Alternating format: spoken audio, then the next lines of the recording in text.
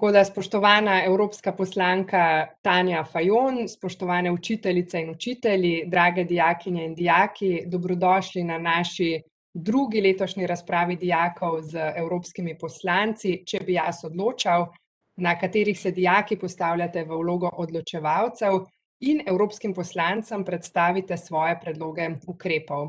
V tem ciklu razprav tudi letos sodeluje vseh 8 slovenskih evropskih poslancev in tudi evropski komisar. Na vsaki razpravi pa bomo tako z enim izmed naših gostov obravnavali eno izmed tematik, ki ste jo izbrali vi, ki ste jo izglasovali kot pomembno, aktualno in zanimivo evropsko tematiko. Preden začnemo, danes se vam naša ekipa javlja iz Maribora, kjer smo prej skupaj z evropsko poslanko prenesli pokal iz gimnazije Nova Gorica na drugo gimnazijo Maribor. Kot veste, sta si lani 2 šoli delili prvo mesto v programu EPAS in ker je polovica šolskega leta mimo, je bil čas za prenos pokala, tako da smo ob eni slovesnosti in okrogli mizi, kjer smo naslovili aktivno državljanstvo mladih, tudi prenesli pokal v Maribor. Tako da evo, naš pokal se formalno in uradno zdaj tudi nahaja v Mariboru in čaka na našega letošnjega zmagovalca. Tako da tokrat lep pozdrav iz Maribora. Preden začnemo, še tehnično obvestilo, to je, da se naš pogovor snema, tako da prosila vas bom, da če nimate večjih zadržkov, pustite kamere prižgane. Veste, da je za razpravo lažje, če se vidimo, da vemo, kdo predstavlja, kdo komentira, in da ustvarimo bolj osebno vzdušje, tako da bomo veseli, če boste z nami tudi z obrazi. V vsakem primeru pa vas bom prosila, da si pri predstavitvah prižgete kamero.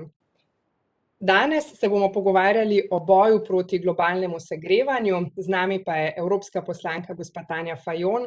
Gospa Fajon, najlepša hvala za sodelovanje, hvala, da ste si vzeli čas in hvala, da boste pokomentirali predloge dijakov na to zelo aktualno temo in temo, ki bo definitivno zaznamovala življenje današnje generacije in tudi vseh prihodnjih. Razpravo oziroma srečanje bomo pričeli z enim krajšim uvodnim moderiranim pogovorom, v katerem bova z evropsko poslanko naredili en manjši uvod v to temo, potem pa gremo na osrednji del, na vaše predloge, dijaki. Tako da za začetek, gospa Fajon, greva kar k stvari. Vprašala bi vas o ciljih Evropske unije v boju proti podnebnim spremembam. Vemo, da si je EU v boju proti le-tem zadala zelo ambiciozne cilje, mirno bi lahko tudi rekli, da najbolj ambiciozne na svetu. Ob tem pa se zastavljata 2, lahko celo nekoliko protislovni vprašanji, ali so ti cilji dosegljivi in na drugi strani so dovolj ambiciozni. Hvala lepa, Tjaša, vse lepo pozdravljam. Uspelo mi je tudi iz Maribora pravočasno priti do Ljubljane, da sem se preklopila lahko že sedeža v Ljubljani. Vedno mi je v veselje se pogovarjati, danes je kar kompleksna tema podnebje, varovanje okolja. Zdaj Evropska unija si je tu res zastavila ambiciozne cilje. Cilji, bi rekla, so dosegljivi, lahko bi bili pa še bistveno bolj ambiciozni. Zdaj, na zasedanju decembra v Bruslju leta 2020 so voditelji držav članic podprli predlog Evropske komisije, da bomo v Evropski uniji, torej vse države, z letom 2030 zmanjšali emisije toplogrednih plinov za 55% v primerjavi z letom 1990 in pa seveda postali ogljično nevtralna družba z letom 2050. Zdaj, gre zagotovo za korak v pravo smer, ampak ni zadosten. Če bi poslušali okoljevarstvenike, tudi po zadnjem podnebnem dogovoru v vrhu, bi rekli, ni dovolj, Evropa je ambiciozna, ampak globalnih zavez, da bi tudi vse ostale velesile pristopile k tem globalnim zavezam, ni. Zdaj, v Evropskem parlamentu smo mi zastavljali nekoliko višje cilje, zagovarjali smo recimo 60% zmanjšanje emisij toplogrednih plinov do leta 2030, ker nam študije namreč kažejo, da bi lahko Evropska unija, če bi res zastavila tako ambiciozno pot, dosegla celo višje cilje, 65%, in to bi bilo skladno tudi s Pariškim sporazumom, kar bi pomenilo, da bi lahko bistveno bolj učinkovito se spopadali z podnebnimi izzivi, tudi postopoma zniževali stroške, dosegli bi pa predvsem številne pozitivne družbene učinke. To pomeni nova zelena delovna mesta, to pomeni čistejši zrak, vodo, bolj dostopen javni potniški promet in tako naprej. Jaz sem pravzaprav zelo vesela, da imamo za prvi obraz ali podpredsednika Evropske komisije, Nizozemca Fransa Timmermansa, ki je zelo, zelo goreč zagovornik boja proti podnebnim spremembam, se tudi osebno dobro poznava, prihaja iz naše politične alianse, če rečem, in predstavlja zelo, zelo močen obraz Evropskega zelenega dogovora, kar je tudi naša skupna prihodnost. Najlepša hvala za kratek uvod. Kateri pa so tisti ključni ukrepi, ki jih bo EU morala še sprejeti v boju proti podnebnim spremembam in kje pričakujemo lahko največ težav pri njihovi implementaciji? Pa morda ob tem še ocenimo, katere države članice so tiste, ki so glede okolja najbolj ambiciozne, pa tudi aktivne in pridne pri izpolnjevanju teh zavez, katere pa so tiste, ki morda upočasnjujejo napredek?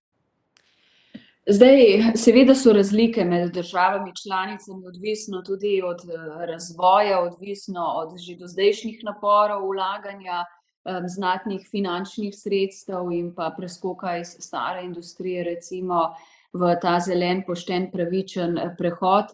Zdaj jaz lahko rečem, da nacionalne cilje te zaveze Evropske unije je na vseh področjih okoljevarstvenih preseglo ali doseglo 11 držav članic, med njimi Slovenija pri enem od njih ni bila uspešna, zato se ne uvršča med teh 11 članic.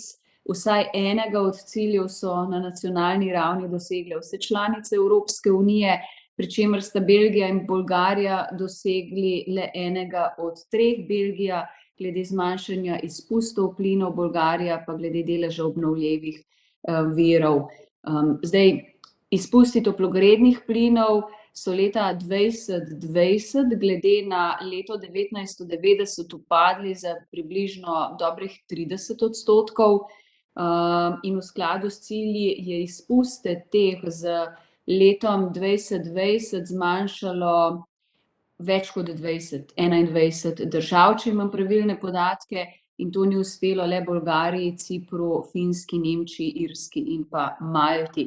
Torej, zdaj tu so cilji, zaveze, zdaj, če bi šli pogledati konkretno v Slovenijo, je vedno vprašanje, kako je država, politika skozi desetletja ali pa v zadnjem obdobju uspešna pri sestavljanju ambicioznega energetsko-okoljskega načrta. Do zdaj smo imeli vedno veliko zadreg, veliko vprašanj, in tu bomo potrebovali en širok družbeni konsenz, soglasje, mogoče miselni preskok, na drugi strani pa tudi velika finančna sredstva, da bomo seveda šli v smer samopreskrbe zadostne z energetskimi viri na eni strani, da bomo lahko gradili, vzpostavljali obnovljive vire energije, predvsem pa, da vse to, kar bomo vzpostavili, bo dostopno, cenovno vsem ljudem. Drugo vprašanje zdaj je seveda energetske revščine, kar je tudi posredno povezano z podnebnimi spremembami oziroma z prizadevanjem boja proti podnebnim spremembam, in vse to nas sili, da se res intenzivno pogovarjamo o okolju. Hvala lepa. In tale najin uvod bi zaključila še z postavitvijo Evropske unije v globalno perspektivo. Že znotraj Evropske unije, se pravi, prihaja do razlik med državami članicami, vendar pa prihodnost in napredek na področju boja proti globalnemu segrevanju seveda ni odvisen samo od Evropske unije. Kakšna je globalna teža Evropske unije in predvsem vpliv pri prepričevanju drugih akterjev, da sledijo tem ciljem? Zdaj, Prej smo uvodoma omenili, da ima Evropska unija najbolj ambiciozne cilje na svetu. Tu gre predvsem za 3 cilje: povezavo podnebnih ukrepov z zagotavljanjem socialne pravičnosti, torej ta, ko govorimo pravičen prehod, da ljudje, ko se ukinjajo neke industrije, premogovniki, recimo stare proizvodnje, da ljudje, ki so bili mogoče celo življenje zaposleni v teh panogah, dobijo priložnosti za zaposlitve, torej delovna mesta. Potem pospešitev tega zelenega prehoda in pa da imamo seveda države tu vodilno vlogo. Mi smo se, ta globalna teža Evropske unije, po moji presoji, se je izkazala z nižjo od teh ciljev. Na vseh področjih omenjenih še niso bili doseženi upi, ki smo si jih postavili očitno previsoko. Še posebej pa sem razočarana nad tem, da Uniji in članicam na zadnjem podnebnem vrhu, to, kar sem prej omenila, še vedno ni uspelo združiti globalno celega sveta in pa postati zastavonoša v odgovornem obnašanju do zaščite podnebja. Hvala, ja, in to je zagotovo še nekaj, kar nas čaka. Hvala za vsebinski oris in tudi pravzaprav uvod v predloge dijakov, ki so obravnavali to področje in pripravili svoje ideje. Za današnjo razpravo smo prejeli predloge več kot 28 različnih šol, svoje predloge pa bo danes predstavilo 9 šol. Tako da, dijaki, zdaj ste na vrsti vi. Poslali ste nam zelo raznolike predloge na področju zmanjševanja izpustov iz prometa in spodbujanja trajne mobilnosti, uporabe alternativnih in trajnostnih virov energije, ukrepov v mestih, podpore lokalnemu okolju, odgovornosti podjetij, obdavčitve, subvencij, ozaveščanja in predlagam, da poslušamo, kaj ste nam pripravili.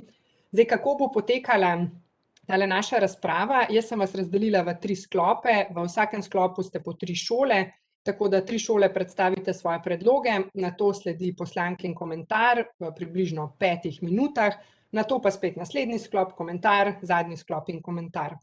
Jaz vas bom vsakič poklicala k besedi, takrat si vklopite mikrofon in kamero, predstavite predlog, potem pa, ko zaključite, vaš mikrofon tudi izklopite. Če imate repliko, mi dajte to zapisati v pogovor, da vam dam potem besedo.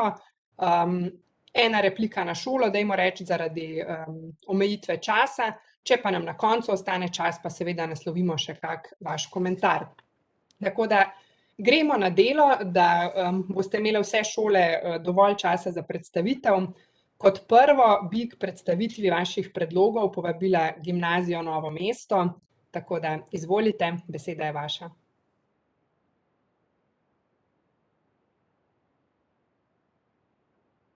Evo. Me vidite v redu? Vidimo, slišimo, super. Pozdravljeni, sem Urška Peterlin iz Gimnazije Novo mesto in za današnjo predstavitev smo z razredom napisali nekaj idej, ki bi po našem mnenju prispevale k zmanjšanju globalnega segrevanja. Največji razlog za globalno segrevanje so emisije izpustnih plinov, ki so rezultat izgorevanja neobnovljivih virov energije pri prometu. Prišli smo do ideje, da bi ljudi spodbujali k uporabi javnega prevoza, saj bi s tem drastično zmanjšali izpuste ogljikovega dioksida iz prometa. Prav tako bi izpuste toplogrednih plinov zmanjšali s spodbujanjem koles za javno rabo in parkirnih mest za ta kolesa. Na ta način bi uporabnike spodbudili k bolj trajnostni mobilnosti. Ob zvečanju števila električnih avtomobilov pa bi zanje bilo potrebno tudi izgradnja novih polnilnih mest. Podobno kot je pa že utečen sistem uporabe koles, bi pa bilo potrebno tudi spodbujanje k souporabi električnih avtomobilov oziroma car sharing. Drugi vzrok, ki močno vpliva na globalno segrevanje, pa je živinoreja, ki v zračje vsako leto izpusti ogromne količine metana. Javnost bi na to lahko opozarjali z označbo ogljičnega odtisa na posameznih izdelkih. Ta označba bi povedala, kolikšen ogljični odtis je bil potreben, da je ta izdelek prišel na police, kot je to storila že Norveška. S tem bi ljudi ozaveščali o njihovih prehrambenih navadah in kako te vplivajo na okolje. Še en način za spodbujanje javnosti k bolj okolju prijazni hrani pa bi bile nižje cene pridelkov lokalnih kmetij, kar bi lahko dosegli s subvencijami namenjenimi tem kmetom. Še ena ideja, ki pa se nanaša tudi na lokalno uporabo hrane, pa bi bila organizacija čistilnih akcij, kjer bi prebivalci za zbrano določeno količino odpadkov dobili neki popust na teh kmetijah in bi s tem podpirali kmete in tudi spodbujali skrb za okolje. V mestih, ki pa take čistilne akcije mogoče ne bi bile, v mestih, kjer pa včasih ni lokalnih kmetij v bližini, pa bi bili ti popusti lahko namenjeni za promet ali pa za nakupe na tržnici. In ker ima mesto tudi velik problem z onesnaženim zrakom, bi to lahko izboljšali z uporabo zelenih streh, kjer bi pri tem bi na strehe posadili zelene rastline, ki bi poleti nudile senco njenim prebivalcem ter stavbo dodatno ohlajale, pozimi pa služile kot dodatna izolacija. Poleg tega bi mesto dobilo lepši izgled. Na strehe pa bi posadili tudi avtohtone rastline in s tem večali biodiverziteto mesta. V zadnjem času nam je koronska kriza tudi pokazala, da se sestanki lahko dogajajo preko spleta, kar bi po mojem mnenju morali spodbujati, saj pri sestankih v živo prevoz zelo obremenjuje okolje, sploh če gre za daljše vožnje ali lete z letali. Dvourni let namreč proizvede toliko emisij, kot jih v enem letu 1 kvadratni kilometer gozda porabi. Zato sem zelo vesela, da je današnji sestanek in mnogi drugi danes potekajo prek spleta. Hvala, Lučka. Hvala za predstavitev vaših predlogov s področja trajnostne mobilnosti, pa tudi zelo inovativnih predlogov od organizacij čistilnih akcij in kuponov za popuste, zelenih streh, spletnih sestankov in tako naprej. Hvala lepa, Lučka in Gimnazija Novo mesto. Naslednjo pa k predstavitvi vabim Gimnazijo Ilirska Bistrica. Izvolite. Vemo, da si Evropska unija že dlje časa prizadeva za zeleno prihodnost. V okviru teh prizadevanj v Sloveniji leta 2021 stopi v veljavo nov zakon, ki prepoveduje določene plastične proizvode za enkratno uporabo, kot so krožki, krožniki, jedilni pribor, pametne in batirane palčke. Gre za zelo pomemben korak v boju proti onesnaževanju, saj plastične odpadki močno onesnažujejo okolje, še posebej predstavljajo grožnjo občutljivi morski favni. Glede na to, da se v aktualni epidemični situaciji poslužujemo številnih drugih skoraj različnih sredstev za enkratno uporabo, predvsem higienskih, na primer zaščitne maske, rokavice, razkužilne robčke, bi veljalo razmisliti o obveznem in organiziranem recikliranju le-teh. Maske in druge omenjene higienske potrebščine bodo namreč še lep čas del našega vsakdana. Zato bi se bilo vredno potruditi, da bi njihova masivna potrošnja kar se da minimalno vplivala na okolje. Razmišljali smo tudi o ključnih dejavnikih segrevanja podnebja. Osredotočili smo se na zmanjšanje izpustov škodljivih plinov v ozračje, ki nastajajo ob izgorevanju fosilnih goriv. Menimo, da se lahko uveljavi večja uporaba javnih prevoznih sredstev. To bi dosegli subvencioniranje vozovnic za javni promet. Poleg tega bi bilo smiselno povečati davke za vozila na fosilna goriva. Dodatno bi morali spodbuditi zapiranja mestnih središč in poudariti prehod na električno mobilnost. Menimo, da bi bilo pametno posvetiti pozornost tudi ideji brezplačnega javnega prevoza, saj bi s tem posameznike odvrnili od uporabe osebnih vozil na fosilna goriva. Omogočiti bi bilo treba tudi brezplačno izposojo okolju prijaznih prevoznih sredstev, kot so kolesa, motorna kolesa, skiroji in električni skiroji. Ker klimatske spremembe ne zajemajo samo Evrope, temveč ves planet, bi po našem mnenju morali dodeliti pomoč državam v razvoju, da bi te ohranile svoje naravne danosti in se razvijale trajnostno. Sončne celice postajajo vedno bolj učinkovite in cenovno ugodne, vendar še vedno niso najbolj priljubljena izbira. Potrebno bi bilo povečati subvencijo v nakupu sončnih celic. Veliko bi morali vlagati tudi v akumulatorsko tehnologijo, ki je ključna za razvoj obnovljivih virov energije.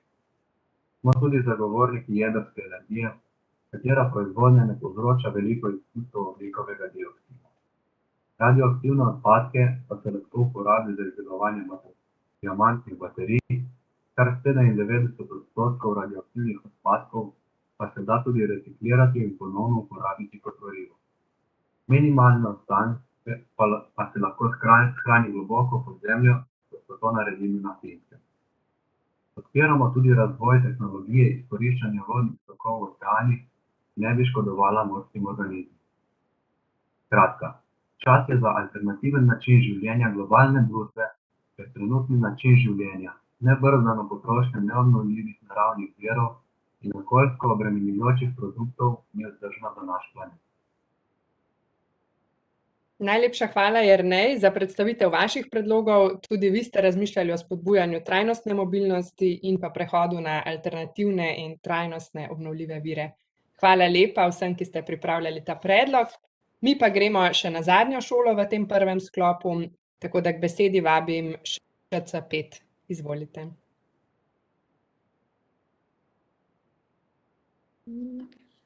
Ja, dober dan. Ja, živijo, jaz sem Mija Benič. Jaz sem pa Uma Oprešnik. Mi bomo danes predstavljali naše predloge iz šole ŠC5 Ljubljana.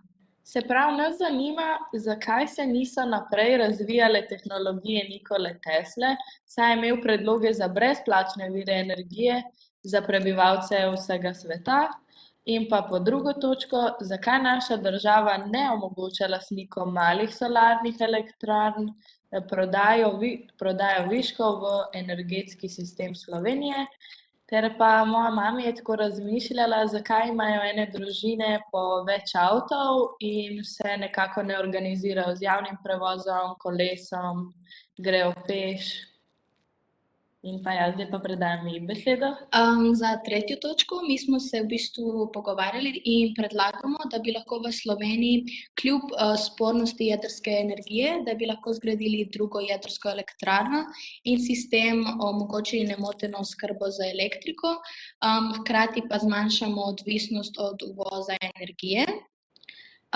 In za zadnjo točko, v bistvu je vprašanje, ali so vas kdaj kontaktirali lobisti za energetsko področje in kako ste vi na to odreagirali in kakšen je bil vaš odziv? Najlepša hvala, Uma in Mija, za predstavitev vaših ali vajinih predlogov. Tako, prvi sklop šol smo zaključili in gremo na poslankin komentar, tako da, gospa Fajon, vabim vas k besedi, približno 5 minut imamo. Hvala lepa, sem si skušala zapisovati vse zanimive razmisleke, predloge, ideje, pa tudi v zadnjem sklopu kar nekaj vprašanj zahtevnih. Pa bi najprej se probala, vidim, da prvi dve skupini sta šli zelo v isto smer trajnostne mobilnosti in obnovljivih virov energije, na par stvari pa bom kar skupaj se odzvala. Zdaj, v Sloveniji bo zagotovo treba nadgraditi kar nekaj politik ukrepov, zlasti na področju prometa. Naš promet je velik onesnaževalec v okolju in to so vse te trajnostne mobilne rešitve, kako s cest ljudi preusmeriti v potniški promet, kako zagotoviti hitro mobilnost, ali so to vlaki, avtobusi, primestni avtobusi, tudi kolesa. Tu imamo še veliko prostora za izboljšave, kar seveda zahteva finančna sredstva. Pa drži ta statistika na koncu, ne, ko ste vprašali, da je res veliko ljudi, družin, ki imajo praktično tudi 3-4 osebna vozila. Statistika v Sloveniji po lastništvu vozil je res, mislim, da skorajda v vrhu, da praktično ima skoraj vsak polnoleten član družine že skoraj avto. Vsaj nedolgo nazaj je bila taka statistika, kar je zaskrbljujoče. Če želimo res razmišljati zeleno in varovanje okolja, moramo zagotoviti, da lahko ljudje preko javnega potniškega prometa najlažje in seveda hitro in z dostopnimi cenami dosegajo svoje cilje, službena mesta, šole in tako naprej. Zdaj, bistveno v Sloveniji je, da naredimo tudi veliko več za spodbujanje sončne in vetrne energije. Tu smo trenutno po deležu na samem repu Evropske unije in tudi pri opuščanju premoga bomo mogli biti bistveno bolj ambiciozni. Seveda je to vse povezano z enim širšim soglasjem, stroški in pa z preusmeritvijo tudi delavcev in zagotavljanjem obnovljivih virov ali drugih virov energetskih, da bomo imeli elektriko. Za ponazoritev, če bi danes zaprli TEŠ, bi po enih ocenah 40% gospodinjstev, podjetij izgubilo preskrbo z elektriko. Torej, potrebujemo druge vire in zato pravim, da bo ta preskok finančni in miselni dolgoročen, ampak prav je, da se ga lotevamo čim prej. Kar zadeva kolesa, absolutno, jaz gledam v Belgiji, v prestolnici ali v Bruslju ali v velikih mestih ali car sharinga ali električnih vozil. Car sharing v velikih mestih evropskih je postal že zelo neka ustaljena navada, da ljudje praktično sploh nimajo več svojih osebnih vozil in se poslužujejo samo car sharinga. Tudi spodbujanje k električnim vozilom. Zdaj, seveda, če bi vsi jutri prestopili na električna vozila, ki so cenovno še precej draga, kljub ekosubvencijam, bi verjetno naša mreža za električno preskrbo najbrž kolapsirala. To še nismo tako daleč. Zdaj, vprašanje je bilo, jaz sama priznam, da sem pred časom se zelo osvestila in se preusmerila z električnim vozilom, manjše vozilo. Je pa res, da pri vožnji z električnim vozilom ne razmišljaš več, kako hitro boš kam prišel, ampak kako daleč boš prišel, ker manjšo uporabo kilometrov moraš iskati polnilnico. To še vedno ni tako enostavno, če se ti nekam mudi ali pa imaš družino, otroke in si od avtomobila odvisen. Zdaj, za ta vprašanja na koncu, ne vem, če sem se dotaknila vsega, glede avtomobilov lahko povem, da smo v Evropski uniji na področju osebnih avtomobilov sprejeli uredbo, da novi osebni avtomobili, ki so registrirani v Uniji, morajo izpolnjevati zahteve glede emisij in cilj, ki ga morajo doseči vozni parki, je povprečno 130 gramov na CO2 na kilometer za leto 2015 in od lanskega leta dalje naj bi se zmanjševal na 95 gramov na kilometer. To pomeni tudi, da bi sočasno spodbujali naložbe v nove tehnologije, tudi so uporabljeni neki superkrediti, zdaj z električnimi avtomobili pa tudi subvencija, da se ljudi spodbuja k uporabi čistejših virov energije, enako velja za toplotne črpalke oziroma sončne elektrarne doma. Je pa res, prej zadnje vprašanje, bom povedala bolj iz osebne izkušnje, toliko nisem strokovnjakinja, zakaj se ne more prodajati viškov v energetski sistem doma proizvedene sončne energije, kolikor je bil, ker sem pred kratkim sama se podala v to izkušnjo, sončno elektrarno, ni še dokončana, ampak kolikor mi je poznano, gre višek proizvedene energije s sončnimi celicami nazaj v omrežje in v omrežju ti lahko potem ne rabiš imeti več shrambe doma, kar je bistveno bolj ugodno, ampak višek, ki ga proizvedeš na leto, gre v skupno omrežje, ti rabiš, dokler je tvoje gospodinjstvo proizvedlo energijo, ostalo pa potem ostane v omrežju. Zdaj, zaenkrat te možnosti, da bi tu prodajali viške, ni.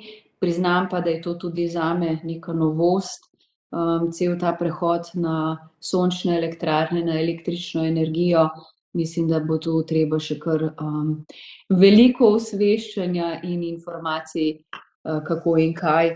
Mogoče samo še zadnja stvar, ker je bila omenjena plastika, to pa nas pravzaprav zadeva vse zelo hitro, vsak dan, ko kupujemo ali pa imamo še vedno plastenke, pijemo vodo, zdaj so aktualne maske in drugi pripomočki. Mi smo res sprejeli leta 2019 direktivo, da uporabljamo plastične proizvode za enkratno uporabo, ampak ko se rešiš ene težave, seveda se hitro pojavi nova.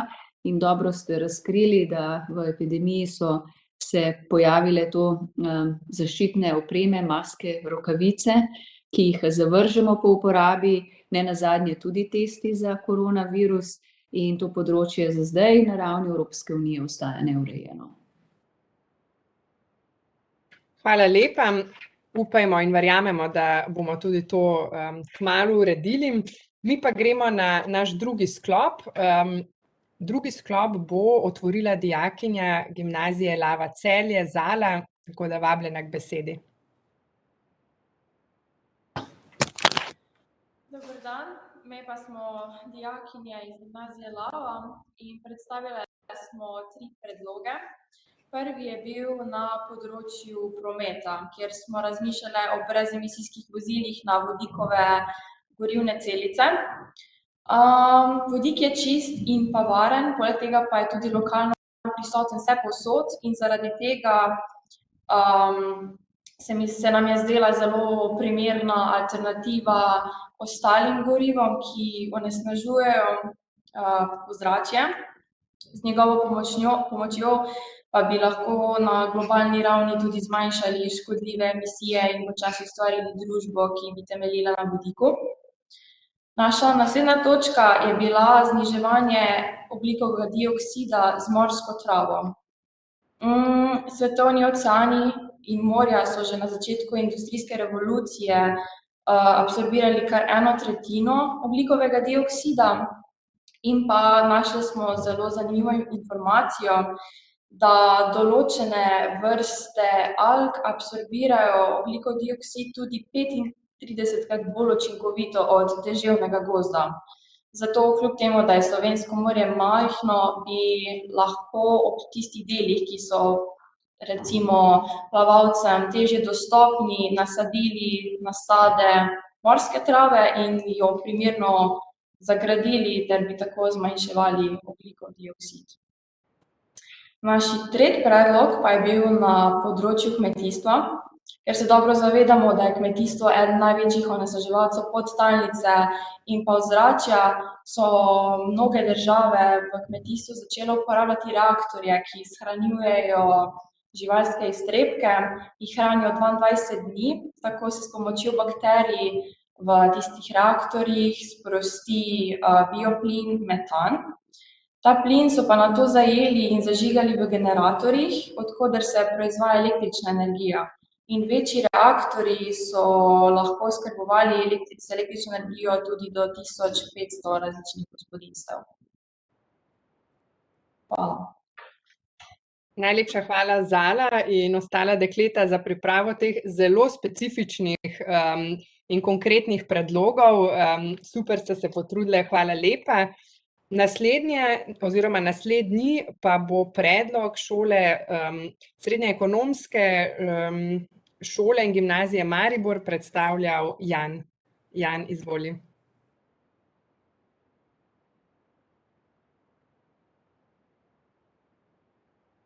Se me sliši?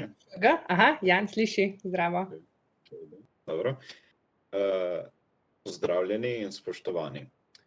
V 2 minutah ne moremo našteti vseh povzročiteljev podnebnih sprememb, niti v 20 ne bi mogli. Lahko pa izpostavimo eno, ki se po mojem mišljenju ne omenja dovolj. Čeprav so vse preomenjene zelo pomembne, je tudi ta in se enostavno ne omeni. To bi bil industrijski ribolov. To je človeška dejavnost, ki je letno odgovorna za ulov od 0,97 do 1,97 trilijona rib, tudi takih, ki so visoko ogrožene. Pri tem so ribolovske ladje povzročile kar 195 milijonov ton CO2 emisij letno.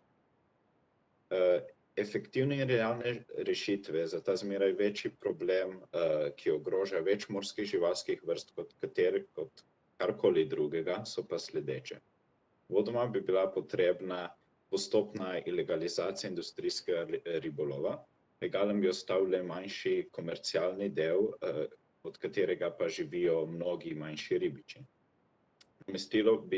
Nadomestilo pa bi se ga z ekološkimi ribogojnicami, kjer bi se pa gojilo le vrste, ki niso integralni del prehranjevalne verige in zmorejo preživeti udobno, čeprav so v ujetništvu. Vse trenutno zaposlene v ribolovski industriji se pa lahko zaposli v omenjenih ribogojnicah. Določene bi se lahko tudi preusmerilo v turizem, ki bi lahko v tistih specifičnih državah dvigal življenjski standard. Bolj specifično ribogojnice pa bi se lahko vgradilo v državah, kot so Švedska, Španija, Finska in celo Slovenija bi lahko zadovoljila potrebe svojega trga z ribogojnicami. Tako kot vsi ostali projekti za podnebne spremembe, je tudi ta velik zalogaj, vendar pa bi rešili naše vode pred nadaljnjim uničevanjem in istočasno bi rešili naše ozračje, saj teh 195 milijonov ton je kar 2% vseh emisij letno, kar se v bistvu enači z, na primer, letalsko industrijo. To je vse, kar sem imel za povedati. Hvala za posluh. Najlepša hvala, Jan, da si nam pripravil še en zelo konkreten, specifičen predlog na področju industrijskega ribolova. Hvala lepa. Mi pa gremo še na zadnjo šolo v tem drugem sklopu, to je Srednja gozdarska in lesarska šola Postojna. Vabljeni k besedi.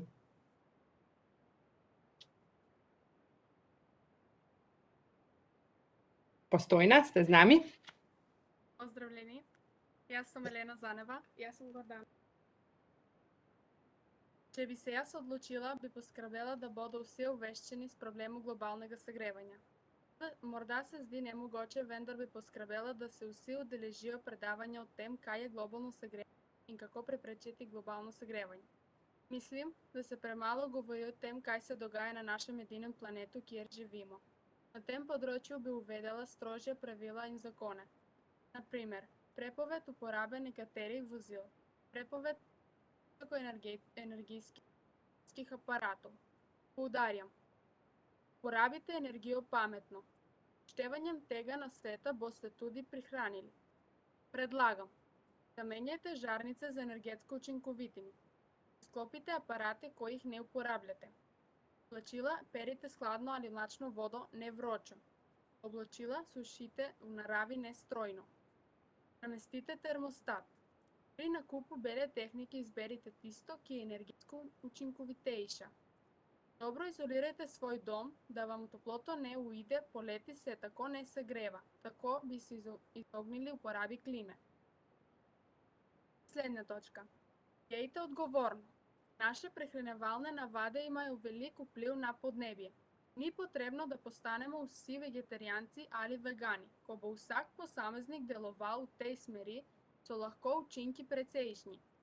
Tukaj je nekaj preprostih nasvetov, kako lahko svojo prehrano prilagodite, da bo okolju prijaznejša.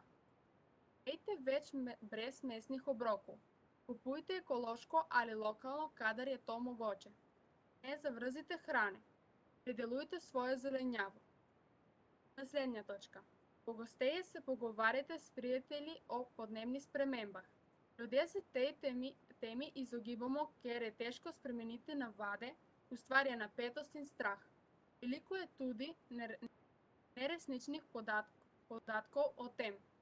S strpim pogovorom o temi se bodo ljudje bolj navadili spremenjati svoje navade. Potem bo to prišlo v podzavest in bomo delovali v korist zemlje in narave. Naslednjo točko. Berite zeleni transport. Transport predstavlja velik del onesnaževanja. To lahko tukaj prispevamo več. Ljudje se težko odrečemo ugodju in svojim navadam. Nasveti. Uporabite javni prevoz. Raje se sprehodite, ko je to mogoče. Uporabite kolo. Delite avto. Klopite na električno ali hibridno vozilo. In zadnjo točko je, moj moto je, porabite manj, zavržite manj, tako boste bolj uživali v življenju. Dajte več pomena enostavnejšim užitkom v življenju. Preživite več časa v naravi ali z ljubljenimi, naredimo nekaj dobrega za druge. Malimi koraki bomo veliko prispevali. Skupna raba, ponovno porabo in proizvodnjo, čujemo odpadke, organska gnojila. Okrepite svojo zavest in dajte poudarek na stvari, ki vsakdnevno ukrepanje in razumevanje, da bomo ohranili naravo za zanamce. Hvala za vašo pozornost. Hvala tudi tebi, Elena, za vse predloge, kako lahko kot posamezniki prispevamo k boju proti globalnemu segrevanju in tudi, da si izpostavila problem neresničnih podatkov. Besedo pa predajamo evropski poslanki, gospe Fajon, ki ima zopet težko nalogo in približno ali pa maksimalno 5 minut, da pokomentira vaše predloge. Izvolite. Se potrudim, priznam, da si skušam pisati vse in ne zameriti, če kako stvar spregledam ali spustim. Najprej se mi zdi, da je izjemno veliko zanimivih idej, za katere mogoče celo prvič slišim in si jih zapisujem, ne, recimo ta všečna mi je bila, kako bi nasadili morske trave, zakaj mi je ta ostala v spominu, ker sem sama potapljačica, aktivna že zadnjih 20 let, se zelo globinsko potapljam, tudi fotografiram in opažam v morjih, zlasti tudi v Jadranu, kjer sem vsako leto veliko pod vodo, da je vedno manj morskega življa, ne samo rib, tudi sicer rastlinja, veliko več pa plastike, ribiških mrež, ki so ob onesnaževanju tudi velika past in nevarnost za potapljače, ker se lahko hitro zapletejo, največkrat se dogajajo take nesreče, ampak naši oceani oziroma naša morja res zaradi onesnaževanja izgubivajo to biotsko raznolikost življa pod vodo in pa tudi rib, tako da življenja. In to je velika nevarnost, zato mi je ta ideja bila zelo, zelo všeč in zanimiva informacija. Ta prva skupina je omenila tudi vodikove gorivne celice. Jaz mislim, da tako, ko mi pravijo, zdaj spet nisem neka velika poznavalka, ampak da so električna vozila bolj prehod v vodikove gorivne celice, torej vozila na vodik, da seveda pa je vse to vedno povezano z industrijo in z velikimi denarnimi vložki. Zdaj smo v obdobju električnih vozil, ki prihajajo, verjamem pa, da bo primerna alternativa tudi vodikovo gorivo. Zdaj, ko ste omenjali industrijski ribolov, tudi to je, lahko povem, da smo imeli zadnjo reformo ribiške politike skupne, evropske ribiške politike leta 2013 in takrat je prvič pravzaprav nastal en tak celovit pravni okvir, kako se države, zlasti te države, ki imajo interes, pravi države, ki imajo morje in se ukvarjajo z ribolovom, kako tu usmerjati pozornost na okoljske, gospodarske, socialne razsežnosti ribolova in da te države lahko predlagajo tudi neke konkretne ukrepe in jih potem Evropska komisija umesti v to skupno ribiško politiko, recimo tudi kakšne so zmogljivosti flot na državo v kombinaciji z obveznostmi, ki jih imajo države, da zagotovijo neko stabilno, trajnostno ravnovesje med na eni strani zmogljivostjo glede ribolova, pa ribolovnimi možnostmi skozi čas, in tu bodo morale države pravzaprav stalno razvijati akcijske načrte, da bi tudi zmanjševale te presežne zmogljivosti. Torej, ta industrijski ribolov se nekje s pravnim okvirom definira znotraj skupne ribiške politike. Zanimivo mi je bilo slišati, pa da ne bom predolga, o hrani in prehrani. To se strinjam s tistimi, ki pravijo, da bi lahko marsikaj spremenili s prehrambenimi navadami. Smo ena taka zanimiva generacija, posebej mlada, vedno več vidim je vegetarijancev, veganov, ravno iz te okoljske osveščenosti. Zdaj, jaz bi pa tu dodala še en vidik mogoče. Absolutno preveč hrane je v smeteh. Ne vem, če kdaj pomislimo na to, to dokazuje, da mogoče kupujemo preveč, jemo ali na pol pojemo, česa sploh ne potrebujemo. Obenem, da ne govorim, jemo tudi premalo kakovostno hrano, ampak zelo velikokrat se ta hrana znajde tudi v smeteh. Tako da mogoče en manj pomemben vidik, ampak tudi tu je osveščanje potrebno. Bi pa sicer, da zaključim, rekla, da se mi zdi, da ste mladi v povprečju bistveno bolj obveščeni in pripravljeni več narediti kot mogoče starejša, odrasla generacija, in se mi zdi bistveno, da vas mi pri tem podpiramo, ker lahko vi nas oziroma še starejše od mene, babice, dedke prepričate, kako recimo ločujemo preprosto smeti, pa je že to prvi en korak, ki ga mislim, da nihče še do zdaj ni omenil. Hvala.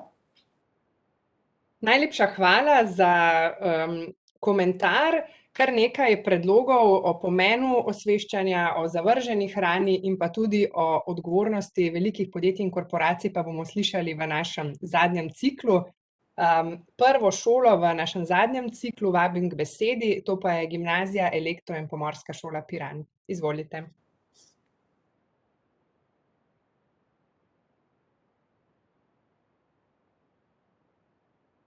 Ste z nami, Piran?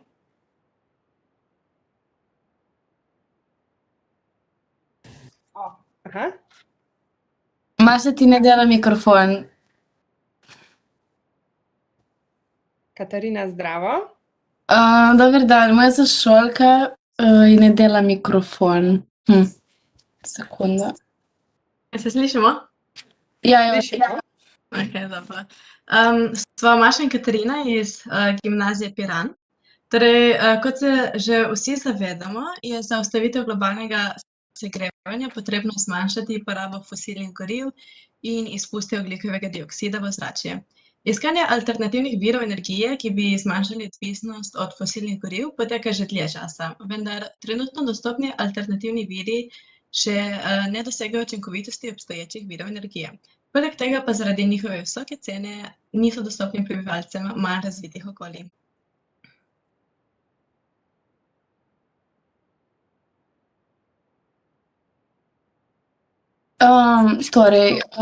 Jaz in Maša menimo, da glede na to, da lahko izumimo še in najdemo še milijon alternativnih virov, bojo vedno problem te velike korporacije, ki v bistvu največ profitirajo od izkoriščanja teh naravnih, naftnih virov.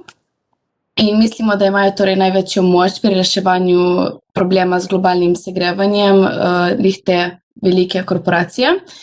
In bi predlagali, da te in naftna podjetja nemudoma sprejmejo ukrepe za zmanjšanje izpustov toplogrednih plinov, vključno z prenosom svojih investicij v obnovljive vire energije.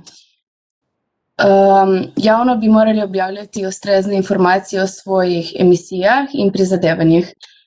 To predlagamo, saj je naftna industrija oziroma vsa podjetja, ki so izkoriščala fosilna goriva, bile v preteklosti in še danes med najbolj odgovornimi za podnebne spremembe. Raziskave kažejo, da je 100 podjetij, ki proizvajajo fosilna goriva, odgovornih za 71% svetovnih emisij toplogrednih plinov od leta 1988. 20 velikih korporacij je v zadnjega pol stoletja prispevalo za več kot tretjino vseh izpustov CO2 in metana v okolje. Med največjimi onesnaževalci z fosilnimi gorivi so tako podjetja v lasti države kot multinacionalke v zasebni lasti. Vse več je dokazov, da so vsa ta podjetja že desetletja seznanjena z škodljivimi posledicami uporabe fosilnih goriv, ter da so poskušala te informacije zatreti in blokirati. Zato bi se predlagala, da EU uredi zavezujočo pravno podlago, da gospodarske družbe, ki izkoriščajo fosilna goriva, obveže k investicijam v obnovljive vire energije in predvsem pa, da se poskrbi za transparentnost podatkov, torej poraba finančnih sredstev, informacije o emisijah, torej točni podatki o emisijah vsakega podjetja in meritve teh emisij, da bi izvajale neke neodvisne inštitucije. Menimo pa tudi, da je nujno potrebno intenzivno ozaveščanje ljudi o podnebnih spremembah in ker na mladih svet stoji, bi morali v šolah še posebej to temo več poudarjati in o njej več govoriti. Hvala. Najlepša hvala, Maša in Katarina, za predstavitev vajinih predlogov oziroma vaših, če ste jih pripravili skupaj z drugimi dijaki. O nečem podobnem pa so razmišljali tudi na Kmetijski šoli Grm in Biotehniški gimnaziji Novo mesto, tako da tudi vas vabim k predstavitvi vaših predlogov. Izvolite. Zdravo, jaz sem Urban Urhjakše in danes bom predstavil naše predloge. Mi menimo, da se krivda za globalno segrevanje ter odgovornost za reševanje tega problema v preveliki meri nanaša na posameznike. Se pravi, namreč tudi bi se nekaj tisoč ali milijonov ljudi odpovedalo energiji iz fosilnih goriv, na primer 70 let, bi en človek s tem privarčeval le količino energije, ki jo na svetu proizvedemo v 1 sekundi.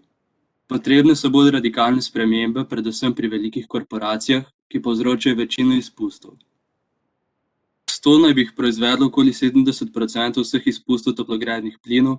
Ta podjetja so torej tista, ki bi morala prevzeti več odgovornosti za trenutno stanje in iskati rešitve.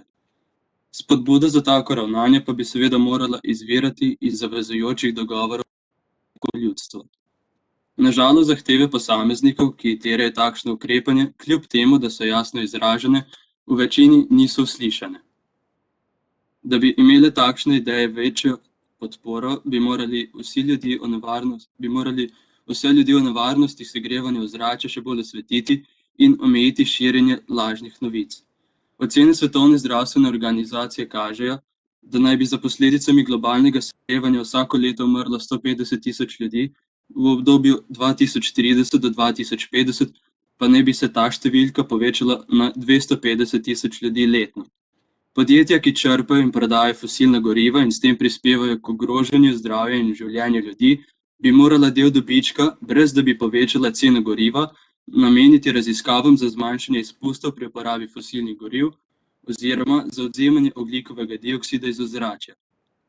Če tega ne bi naredila, bi morala plačati kazni, ki bi bile višje od stroškov, ki bi jih imela z raziskavami razogljičenja.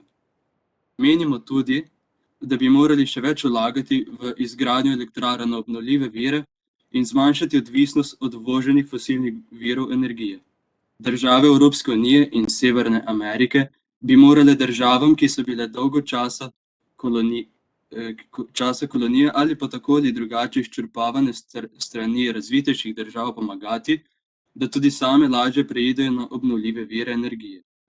Več bi morali vlagati tudi v široko in učinkovito mrežo javnega prevoza, energetsko bolj učinkovita vozila pa bi morala biti z spodbudami države, kakšnimi subvencijami dostopnejša. Države in skupnosti kot Evropska unija bi morale še bolj podpirati krožno gospodarstvo. Prednost pred proizvodnjo ogromnih količin novih izdelkov bi morala imeti popravilo izdelkov ter njihovo posojo. Potrošniku bi moralo podjetje zagotoviti enostavnejše popravilo kupljenega izdelka ter daljše obdobje, v katerem je to zavezujoče. Za vse proizvajalce oziroma prodajalce izdelkov bi bilo potrebno določiti, da kolikor plastike, papirja in podobnega proizvedejo, toliko ga morajo tudi reciklirati. Države bi morale dati prednost lokalnim proizvajalcem oziroma izdelkom, saj bi se na tak način zmanjšali izpusti toplogrednih plinov iz prometa, ne bi bil potreben prevoz na dolge razdalje. Osredotočiti bi se morali na kvaliteto hrane. Uvedli bi nadzor in kazni za predelovalno industrijo ali trgovine, ki imajo ogromne količine zavržene hrane. To bi spodbudilo, da bi optimizirali proces pridelave na hranjenje in prodaje. Kmetom, ki se ukvarjajo z govedorejo, perutninarstvom, prašičerejo in podobnim, bi namenili pomoč za izgradnjo bioplinskih naprav. Zdaj, jaz bi rad še povedal recimo na prvi del, ko smo se nanesli na električno energijo. Mislim, da To še ni povsem rešitev, zaradi tega, ker je električna energija pridobljena na način, da kopljemo rude in take stvari. Električna energija bi se morala pridobiti na Norveškem z obnovljivimi viri. Hvala. Najlepša hvala za tvojo predstavitev zelo raznolikih in zanimivih predlogov od krožnega gospodarstva, spodbujanja lokalnih proizvajalcev, pa tudi seveda ozaveščanja in odgovornosti podjetij. Mi pa gremo še na naš zadnji predlog v tem našem tretjem sklopu, in sicer vabim k besedi Biotehniško šolo Šempeter pri Gorici. Dober dan. Zdravo. Jaz sem dijakinja s Biotehniške šole Šempeter in danes vam bom predstavila naš predlog. Pravi: temperatura ozračja se segreva. V zadnjih 150 letih za približno 0,6 stopinj Celzija in v naslednjih 100 letih se jo predvidoma vzdigne za 1,5 do 4,5 stopinj Celzija. Segrevanje je zagotovo posledica človeških dejavnosti, ki povečujejo količino toplogrednih plinov v ozračju in tako ustvarjajo učinek toplogrede. Vendar se nekateri sploh ne zavedajo globalnega segrevanja.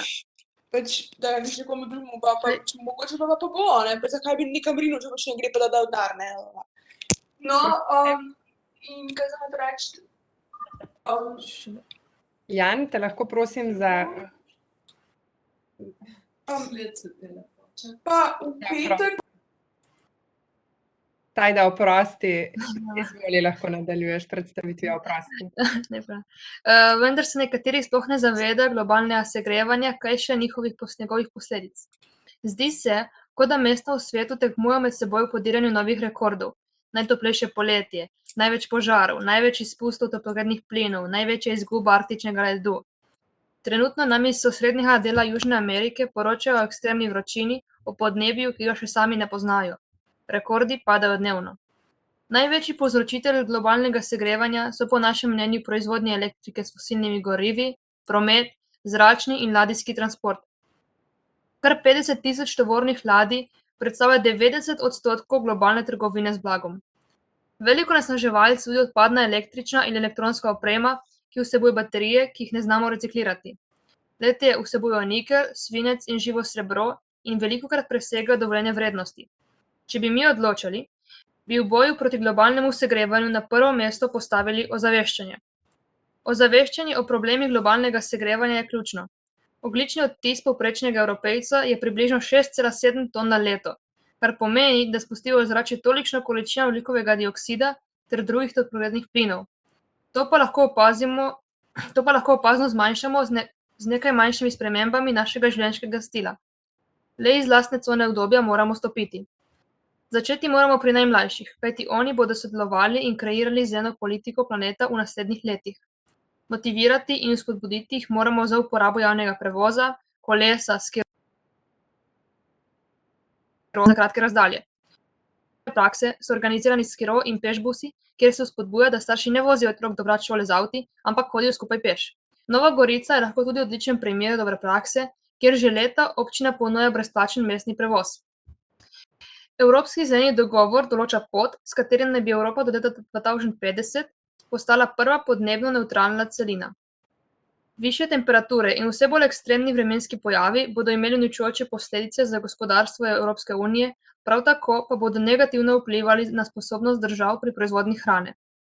Zato je naša naslednja rešitev sprememba našega odnosa do hrane. Do velikih emisij prihaja ne samo pri pridelavi hrane, temveč tudi transportu. Zato je zelo pomembno, da hrano kupujemo od lokalnih proizvajalcev, saj je pot do trgovine veliko krajša. Pomembno je tudi, da kupiš toliko, kot lahko tudi poješ, kajti približno 1/3 svetovne hrane pristane v smeteh. 88 milijonov ton hrane se zavrže v Evropski uniji na leto, kar 900 milijonov ton pa na svetu. Koliko nepotrebne energije porabljene za pridelavo in transport, zato da ta hrana na koncu pristane na smetišču in pri razkrajanju spusti v ozračje še velike količine metana. Zelo hitro lahko sami pri sebi preverimo, ali smo pripravljeni nekaj narediti za ta planet. In v tej zimi znižati domačo temperaturo radiatorjev za 2 stopinji Celzija. S tem rešimo planet za 1000 kg ogljikovega dioksida na leto. Vsak pri sebi naj podpiše zeleni dogovor. Vsak mora postati sprememba, če želi videti spremembe v svetu. Najlepša hvala, Tajda, za zelo dobre predloge in še enkrat oprosti za tisto motnjo vmes. Super si predstavljam. In mi smo pri koncu, tako da prosim evropsko poslanko, gospod Fajon, še za zadnji komentar tehle 3 predlogov oziroma prispevkov šol. Hvala lepa. Tajda je zdaj zelo lepo povzela to, kar sem želela sama povedati, kaj pomeni globalno segrevanje, osveščanje, izobraževanje. Zdaj, če znanost kaže, da bi se nevarnost nekih nepovratnih, katastrofalnih sprememb močno povečala, če bi globalno segrevanje preseglo 2% stopinj Celzija ali celo poldrugi odstotek nad predindustrijsko ravnjo. Ko govorimo o tem globalnem segrevanju, govorimo pravzaprav o številnih ekstremnih pojavih, ki jih vidimo praktično vsako leto in vedno več. Poplave, suše, močno deževje, vročinski valovi, gozdni požari, tudi pomanjkanje vode, izginjanje ledenikov, dvigovanje morske gladine, spremembe v razširjenosti ali pa celo v izumrtju živalskih, rastlinskih vrst, potem bolezni ali pa škodljivci rastlin, pomanjkanje hrane in tako naprej. Skratka, tudi nenazadnje migracije ljudi, torej podnebne migracije, o katerih se zelo malo pogovarjamo. Vse to povzroča globalno segrevanje. Zdaj, velike korporacije, ki so bile omenjene, pa tudi posamezniki, ampak korporacije so prisiljene pravzaprav v zadnjih letih in zahodne analize kažejo, da vlagajo sicer velike milijarde projektov povezane v pridobivanje sončne in vetrne energije, pa druge obnovljive vire, ker preprosto drži, da vsa ta dogajanja na globalnem trgu kažejo, da postajajo investicije v te obnovljive vire izjemno nujne in se tudi obenem dokazuje, da so naložbe vanje pa v elektriko brez CO2 se tudi čedalje bolj izplačajo. Tako da to izobraževanje, osveščanje se mi zdi ključno, ta poudarek na mladi generaciji, ki pravzaprav je ta generacija danes, ki nas še največ osvešča in največ ve. Zelo se mi je zdelo, veliko stvari je bilo že omenjenih, od hrane, zavržene in tako naprej, znižanje temperature radiatorjev, to se jaz absolutno strinjam s tem, kar je bilo omenjeno, ker mi smo pravzaprav kar zelo razvajeni, ne. Raje sedimo pri 24 stopinjah pa v kratkih rokavih, kot da bi si pri 20 recimo slekli jopico, ne, ali pa spali v malo bolj hladni sobi. Zdaj mi imamo seveda slabo gospodarsko ali pa podražitev, energetsko revščino, se nam grozi zaradi podražitve energetskih virov v Sloveniji, in to lahko mogoče pripelje tudi do omenjene rešitve, ampak žal zato, ker bodo preprosto položnice za elektriko postale predrage. Bi pa mogoče tukaj omenila še eno razvado v drugo smer, in to je, da tudi preveliko klimatiziranje prostorov poleti prav tako pomeni ogromno potrošnjo energije in pa slabo vpliva na zdravje. Tako da mogoče zdaj ostalega se niti ne bi več dotikala, ker je bilo toliko zanimivih stvari povedanih, da sem navdušena nad to uro pogovora in nad vašimi razmisleki, predlogi in idejami, in če boste nadaljevali v tej smeri, nas osveščali vse, tudi politiko, in nam dajali odgovornost, da naredimo več, smo bolj ambiciozni, bo to zagotovo velika pridobitev in pa nujen korak v smer zelene prihodnosti, socialnega, poštenega, pravičnega prehoda, vsega tega, kar smo v Evropski uniji zdaj postavili na prvo mesto. Najlepša hvala, evropska poslanka, in to pomeni, da smo prišli do konca današnje druge razprave. Če bi jaz odločal, res hvala vam, dijaki, za vse ideje in predloge, in hvala tudi vam, evropska poslanka, za sodelovanje in komentarje. Tiste šole in dijaki, ki danes predlogov niste predstavljali, toliko, da veste, vaše predloge bomo poslali evropski poslanki skupaj s temi, ki ste danes predstavljali, tako da dobi cel paket. Vaši predlogi gredo k odločevalcem in predstavljajo res en odličen premislek mladih na področju boja proti globalnemu segrevanju. Ponovno povem in vsakič bom povedala, da smo res ponosni na vas, da ste aktivni državljani, da razmišljate, da iščete rešitve na aktualne probleme in s tem definitivno prispevate k boljši prihodnosti. Ne pozabite teh vaših predlogov vnesti tudi na platformo konference o prihodnosti Evrope, S tem boste dosegli širši doseg teh vaših idej, ker potem predloge na plenarnih zasedanjih konference obravnavajo odločevalci na različnih ravneh. Tako da dajte jih res gor, postopek ni težek, naredite si račun, v slovenščini je vse, tako da bo enostavno. Če boste imeli še kakšno vprašanje, dajte nas pocukati za rokav, pa vam pri tem pomagamo. Zdaj pa preden dam zaključno besedo gospe poslanki, ker vem, da jo čakajo obveznosti naprej, jaz imam za vas pol še 2 obvestili, bi naredila eno skupinsko fotografijo, toliko, da imamo za spomin. Maja nas bo pofotografirala in če gre, bi vas v ta namen prosila, da prižgete kamere, potem pa še zaključna beseda poslanke. Maja, ti nam pa povej, ko boš opravila slikanje.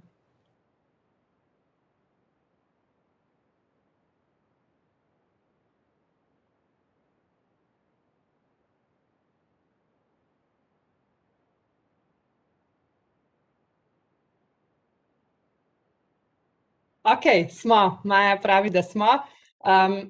Gospa Fajon, še zaključna beseda.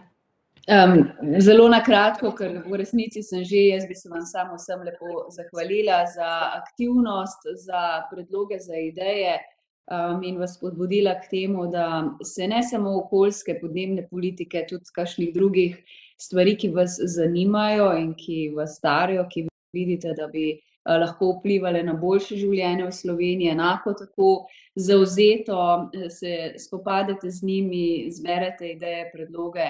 Jaz verjamem, da je vaš glas slišan, bolj kot si to mislite, in se veselim podobnih priložnosti pogovorov tudi v prihodnje. Je pa res varovanje okolja, mora biti naša prioriteta. Najlepša hvala, gospa Fajon, še enkrat hvala za vaš čas in da ste poslušali predloge dijakov. Učitelji in dijaki, dajte pa še prosim mičkeno z mano ostati. Najlepša hvala. Hvala, lepo pozdravljeni, srečno. Okej, mi imamo pa samo še 2 obvestili, ne bo dlje kot 1 minuto. Prvo obvestilo je, da imamo nov termin za razpravo z evropsko poslanko Romano Tomc. Veste, da moramo nadomestiti tisto razpravo, ki je odpadla v prvem tednu januarja. Nov termin je 16.2. ob 14. uri, torej ne ob 15. ampak ob 14. Dobili boste tudi mail z Majine strani, kjer bo vse to odpisalo, ampak toliko, da vam še povem, da si malo zapomnimo, da to imamo. Mi pa se pravi vidimo čez 2 tedna, v sredo 9.2. ob 15. uri klasično, ko bo z nami evropski poslanec Klemen Grošelj, obravnavali pa bomo temo mobilnost prihodnosti. Tako da se veselimo vaših predlogov, dijaki, se veselim, da vas spet slišimo, res ste super, in hvala vsem več kot 100, ki ste bili danes z nami. Super je bilo. Lepo se imejte. Nasvidenje. Nasvidenje. Nasvidenje. Nasvidenje. Vse dobro. Adijo. Prav.